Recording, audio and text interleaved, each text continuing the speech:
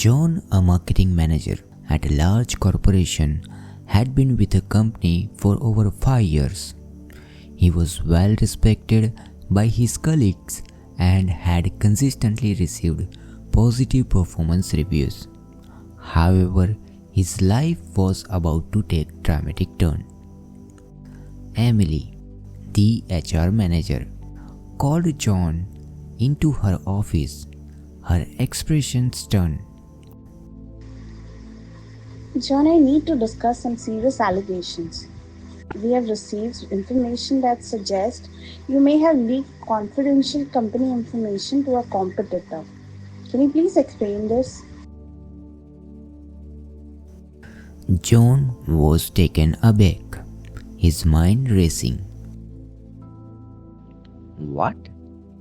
No, that is absurd. I would never do something like that. Who is making these allegations? Emily's expression remained neutral. I'm not at liberty to disclose that information, but I do need to inform you that we may take these allegations very seriously. And if found guilty, it could result in termination of employment.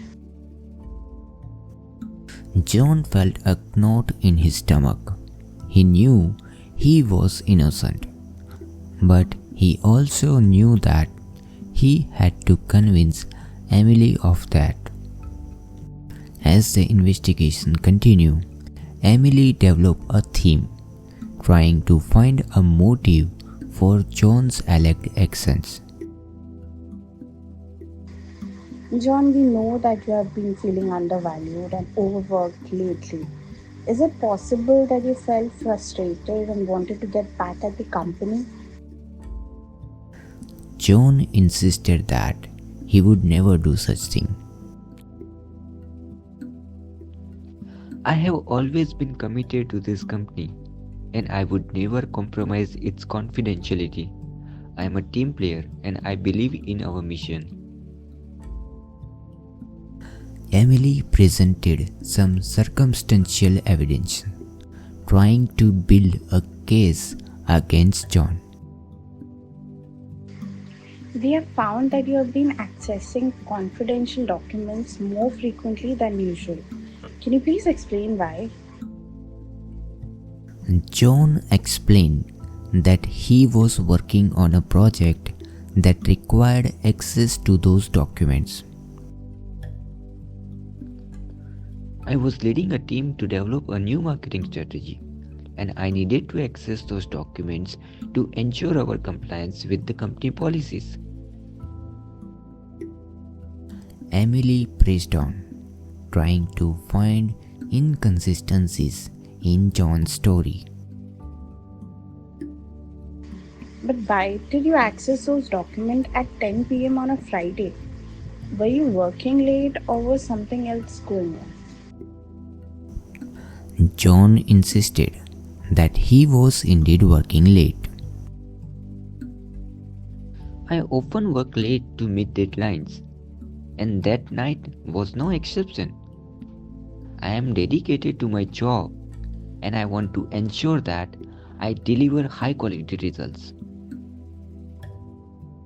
As the investigation continued, Emily took a break from the questioning and asked John about his family and interest. She built a rapport with him, making him feel more comfortable. However, Emily's intentions were not entirely genuine. She was using the rapport building technique to make John feel more at ease, hoping that he would let his guard down and reveal something incriminating. As investigation neared its conclusion, Emily presented John with an alternative scenario.